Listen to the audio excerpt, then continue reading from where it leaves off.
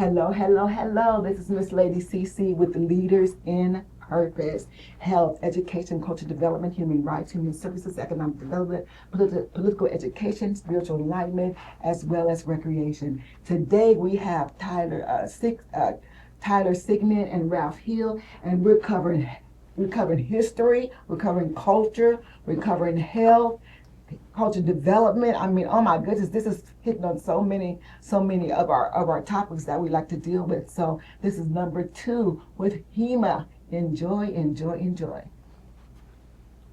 All right. Well, you want to pan that camera up a little bit for us?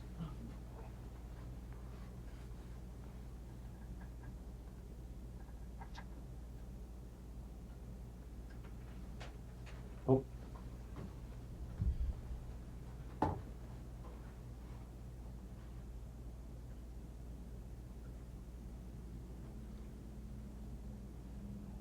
Alrighty. Right, there we go. Okay. You pop back over here. Perfect. Okay. So, what we covered last time, we did a lot of talking about the books and what we study from. What we wanted to do for this portion is to give you a demonstration of a couple of the techniques, how we would go about approaching it from the books, and practicing it with a partner, applying the technique, and we'll also showcase some of the different weapons that we like to practice with and study. Oh yeah, for sure. So let's go ahead. We're going to do a little bit of dagger plays first. So these are rondelle daggers, and I'll bring it up to the camera to show you what we're working with. So this is a rondelle dagger here. They're called rondelle daggers because of the rounds of the hilt construction as it goes through. Different types of blade profiles. This is a diamond blade profile on that versus a triangular blade profile. And what I have is a synthetic reproduction of what that weapon would have been. These typically would have been railroad. Just think of these as railroad spikes, and not sharp on either edge. And what is the purpose of the rondelle? The purpose is to defeat this. This is to defeat the man in armor. And if you could not do that by traditional means on the battlefield, you would have to do that with your medieval sidearm, which is your rondelle. So in a situation, you've met each other on the battlefield, you've charged each other with your lance, and you've both unhorsed each other, and you're both still standing. You both draw your long swords. You've lost those now. You've tried grabbing a smaller weapon like an arming sword or your messer. That's devolved into chaos.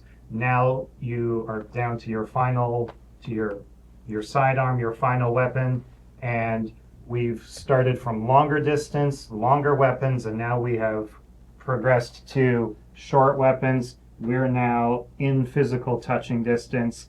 He's got armor that I have to somehow defeat, and I'm going to swap you. Yep. And what we're trying to do is get your target into a compromised position, and get this visor here. There's a little slit in here, and that's what my target is, because I'm trying to dispatch my opponent. Most certainly.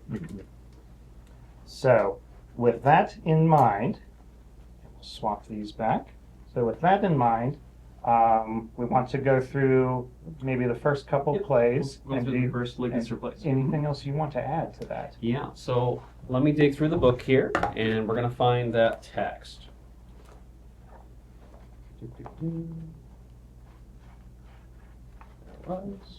This text is going to be one of the many fencing masters from the time, Andrei Lignitzer. And he has written a specific set of dagger plays that we're going to be working through here. And one of the other things to remember about the time period, individuals would have had the equivalent of a high school or collegiate level of wrestling. That is your foundation. And then On top of that, then you would progress to a slightly longer weapon, like an arming sword or a messer that I've mentioned, and we'll show those off here in a little bit. And then you get to your long swords, and then your longer weapons, your spears, pole arms, pole axes. So that's kind of the natural progression. So we're going to be starting here at the base level with wrestling and daggers. With wrestling and dagger. So part of my job as a HEMA instructor is taking the texts from these books and interpreting them. So we're going to start off with this. Here begins the Master Andre Lignitser's techniques with the dagger. Note the first technique with the dagger. If you thrust down from above to your face or breast, then go up from below with your left arm and catch the thrust on your arm. And grab with your left hand from the inside out over his right arm and press it fast to your left side. And then thrust with your dagger to his face. So now we're going to demonstrate what that looks like. So I'm going to adopt a fencing stance in here, which is going to be similar to a wrestling stance. Wider feet, dropping my center of mass throughout, relaxing the shoulders, keeping the back nice and straight. I want to keep my eyes on my opponent and generally my chest towards my opponent. It's very common to have ice pick. This is ice pick grip versus forward grip. Medieval times, they loved ice pick grip. It's because I can contain my opponent without injuring them first, and then I can decide later if I want to injure them. So I'm going to attack Rolf first, and then Rolf's going to do the technique, and then he's going to attack me, and then I'll do the technique back. That way we have both sides of the camera taken care of. All right, so I'm going to launch my attack with an ice pick grip above to Rolf, and my area that I'm targeting is his chest or clavicle in here in these chest bones. That way if that dagger does go through and in, it's going to reach all the way down into the lungs or the heart. And I am aiming for the divots inside the clavicle as one of my main areas of concern.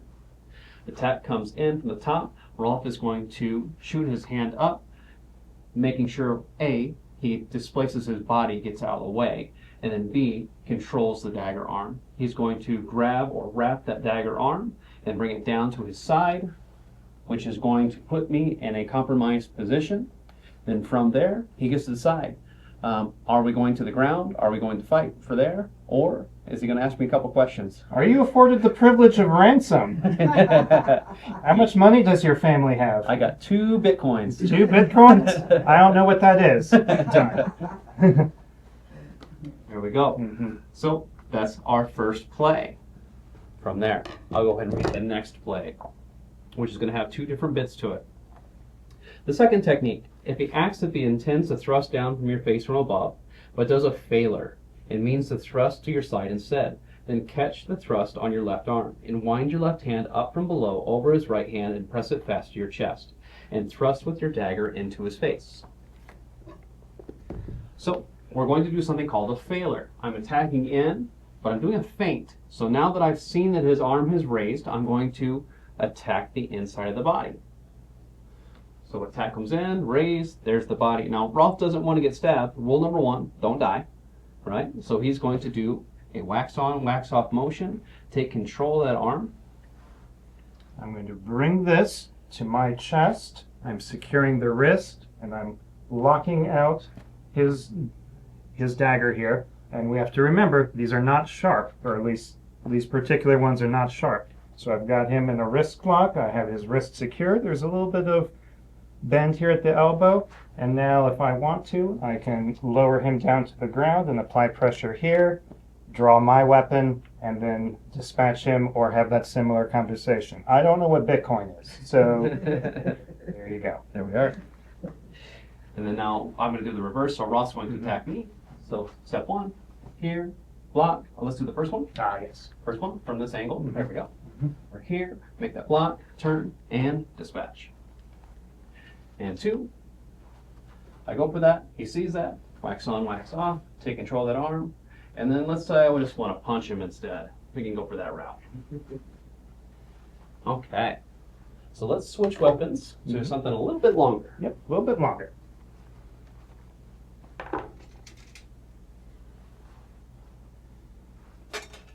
So these are messers. They're still knives, technically, Messer means knife in German. Typically, you'll hear them named Messer or langes Messer, long knives. That one there is, in particular, is a stake hilt construction. So it has 2 rivets in it, 2 slabs, and then it would have a dedicated sharp edge and a dedicated flat edge. And Messers also have, you'll notice this piece here. This is called a nagel or a nail, and it can be as simple as that, just a nail driven into the side of the weapon. And this offers hand protection. Perfect. So, let's see. So with these messers themselves, we'll cover that hand protection real quick. We're used to seeing the swords and the cross guards offer hand protection. So if Ralph holds that sword in a direction, that cross guard is going to protect his hand through here, either the left side or the right side, either way. And then if that ends up going towards that noggle or the nail, his hand is still protected here. And with swordplay itself, let's bring it back to basics. The sword itself is divided into a couple different parts. We have the blade, which is divided into 2 parts. We have the strong, which is towards the hand, and the weak, which is typically away from the hand. We have the point itself, the cross guard or the quillions, and then the pommel down here towards the bottom. And then the handle is where you're going to be holding on to one-handed or two-handed weapons. So, sword fighting itself, with the German arts, we're going to be looking for the strong and the weak. So the strong of the blade, which is down here, and the weak of his blade. So if we are weak on weak, that means we can move each other around just as easily with a little bit of pressure.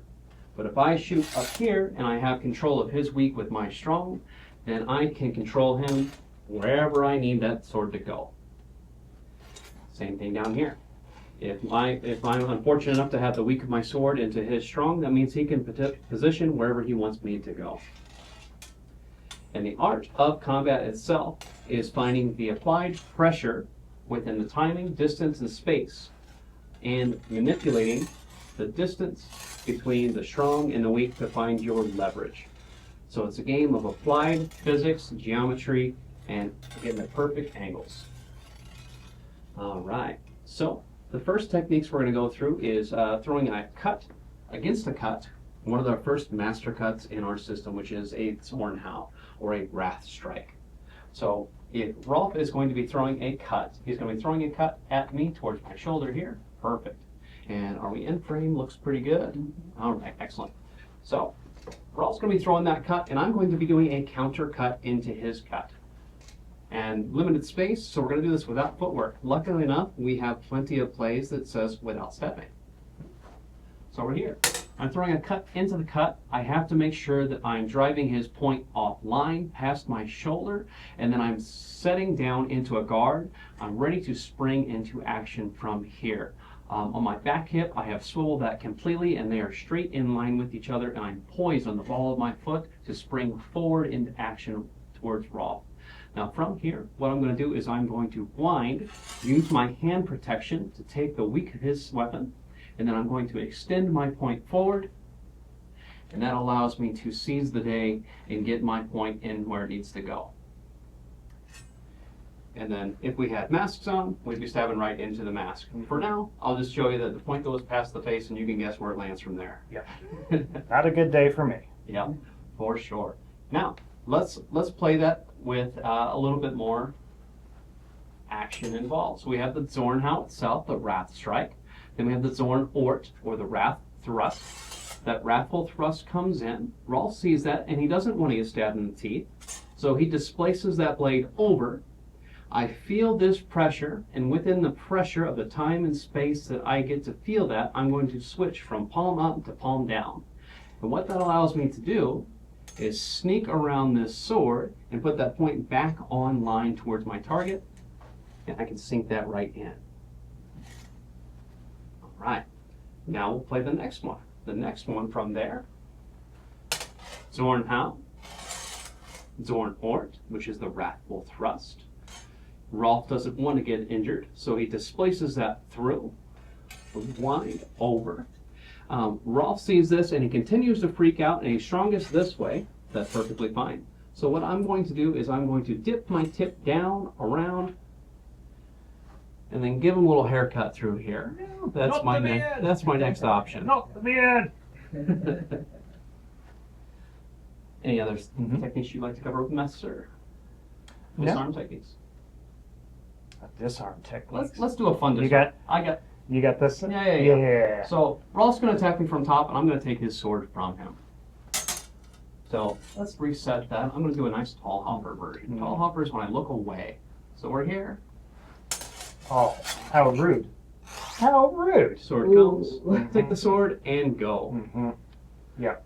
So. We've got loads and loads of variations, options from that, but that's one of my favorites. Yeah. I could do the longsword one with that. Let's do this. We're going to clash. Mm-hmm. We're here. There's another sword disarm there. But wait, you just grabbed the sword. You're allowed to do that? Yeah, you sure are. You grabbed the blade? So grabbing the blade, that's called using the armed hand or the armored hand. Grabbing a sharp blade, perfectly safe as long as you don't slide up and down on it. Mm-hmm. And if you were going into combat, you would have at least some very thick, heavy leather gloves, or a gauntlet, or if you were in harness, or just full metal. Yep. So, so grabbing the blade is completely historically accurate. Most certainly. There's definitely techniques of using messers against axes and larger swords and Zweihanders, and where you would get into this armored hand position, which would allow you to defeat a heavier weapon. And then from there, we have loads of options. Allows it to sink in. What's the counter from that? So if I reach up into the armored hand, Mm-hmm. Well, all I do is wind my point over like this, and then I also go into the armored hand. I probably would grab it on this side to bind up his hands, and then I just step forward. perfect. All right. But we always have to be mindful of where the point is. So let's do that. Again. So I'm initiating my attack. My point is over there. He's defending himself. His point is over there. So I know that his point is not a threat. So that gives me the freedom to try to enter into this. Mm-hmm. Now all that Tyler has to do from here is just... Well, I've got options. Yeah. I've got an option if I want to knock him out or if I want to stab him. Mm-hmm. One, if I continue to wind in this way, Mm-hmm. is I can put my point into the throat. If I wind out the other way, I can take control of his hand, and we've got a pommel strike to the face here. Mm-hmm. So I've got options on which way do I want to deal with the situation. Mm-hmm. But again, all of these only work because both of us are respecting the blade and respecting the point. We're doing these techniques slow. They're in a controlled environment. But if you're doing something live, back in the day, you would be fearing for your life. You would be respecting your opponent's blade, and we're having this conversation, and we're both trying to not die. Yep, that's for sure. Swordplay is like having a conversation. As those blades cross, you can have a short conversation of, hey, how's it going? Whack, right? Or you could say, hey, how's it going? You're having a nice day. There's a little more communication here and there. I'm so glad CT brought us in. Well, there we go. Okay. Now we got control of the situation, right? So each encounter you have with sword-on-sword contact is a different type of conversation, and everyone's got a different accent. So everyone uses the sword differently, has different style, flair, and what I do is I try to bring out the best in every fencer that walks in the door. Is what techniques do they like? What do they not like? Do we make sure we practice the ones they don't like so they become better fencers? That's what I like to do. And that makes you a well-rounded individual after you come out through that as well. Mm-hmm. Mm-hmm. So let's move on. Mm-hmm.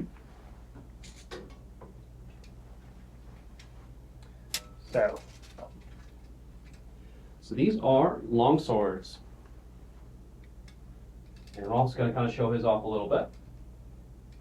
Poor baby's seen a little bit of abuse, but she's well loved.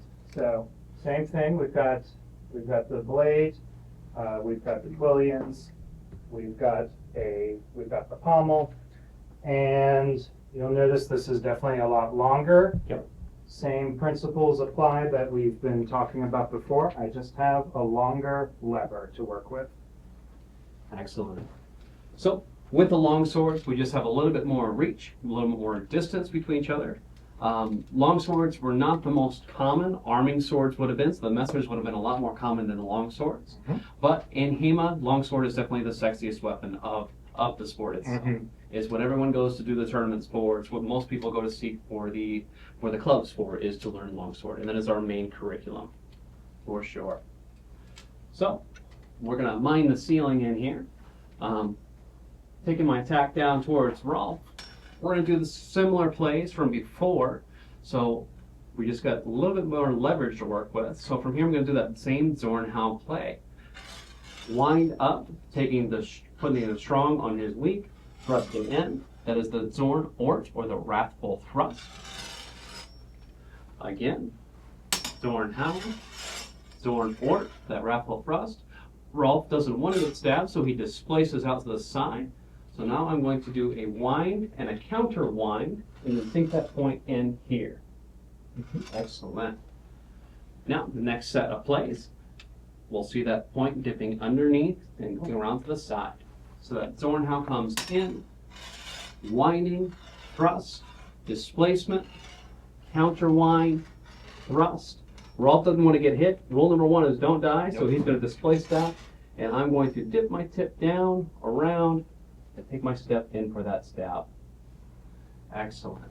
There's multiple ways, angles, you can get things taken care of with these long swords. I think I've got just enough space to do it this arm. So let's try that. Okay. Okay. Very carefully here. Very carefully. So we're going to come into that bind, grab in towards the swords, roll in, take those swords, and I've got no dagger. No, so my you're dagger's going up. gone. Okay. There we are. Okay. So earlier before, so that was one of our master cuts, one of the techniques that we're learning right now in class.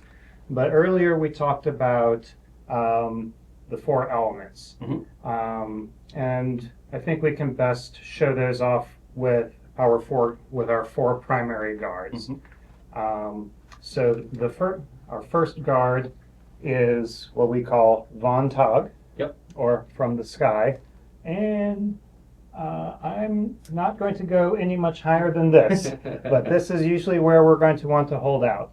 But up here, this is also Von Tag, this is Von Tag, down here on the shoulder I could be raised up really high with my arms above my head. All of that's Von Tag. So what element is this? It's going to be the fire element. So the element of fire and passion. The strike that we were just going to Zornhau is the wrathful strike. So that's how it leads directly into the element of fire and passion. It's a passionate strike as it goes in straight forward and through. Excellent. And then we get into plow on the bottom. So think of your oxen and plowing the fields. This is an earth-based movement structure. So it is all solid structure, and you have those blades come in, you hit, you stay stationary, and you move that plow, and you start tilling the fields as you move in and forward with those thrusts and with those points in your guard.